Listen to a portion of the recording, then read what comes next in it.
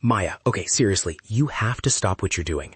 Imagine the forest floor, right? You're walking on leaves, dirt, whatever, but underneath your boots, there is a literal biological internet happening, like a massive underground neural network that looks exactly like the inside of a human brain. Okay, hello to you too, Leo. A mushroom brain under my boots? That sounds like the plot of a sci-fi movie. Are we talking about fungi?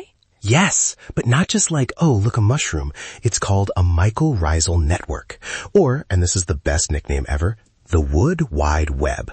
Basically, these tiny fungal threads, called hyphae, connect the roots of different trees together. It's not just a bunch of individuals standing around, it's a community. They're talking, Maya. Talking? Like whispering about the weather? Kind of. Okay, so this scientist, Suzanne Simard, she's amazing. Grew up in a family of foresters. She discovered this back in '97. She found that trees actually transfer carbon, nitrogen, and even phosphorus to each other through these fungi. It's like a giant potluck tear that never ends. Wait, really? They actually share food?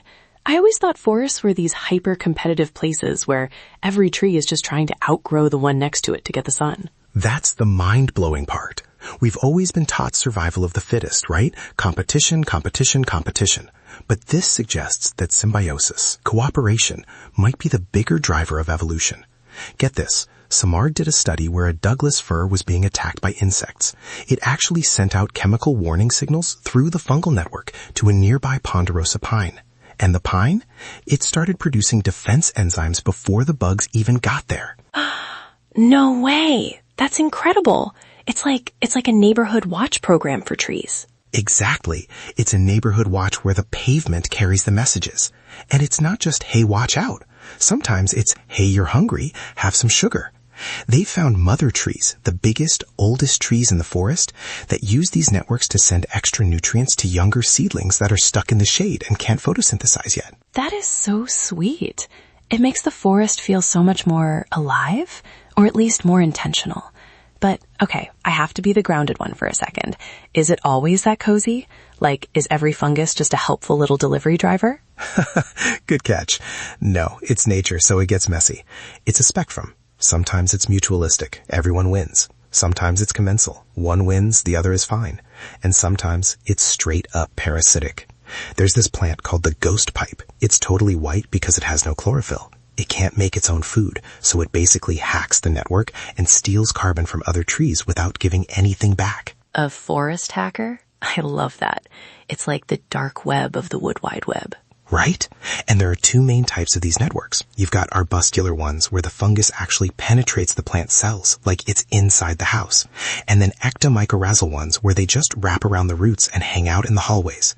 The arbuscular ones are the OGs. They've been around since plants first crawled onto land. It's amazing how much is happening that we just never see. It makes you want to be more careful where you step. Totally.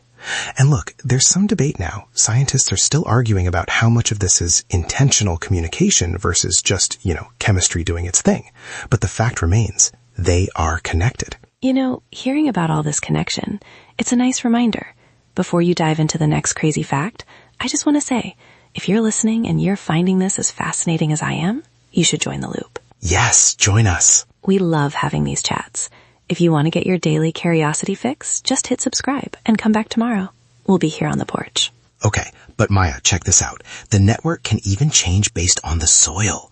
Like this one weed called buckhorn plantain, it loves the fungi when the soil is poor. But if the soil is too rich, the relationship actually starts to hurt the plant. It's like the plant saying, I don't need you anymore. Stop calling me.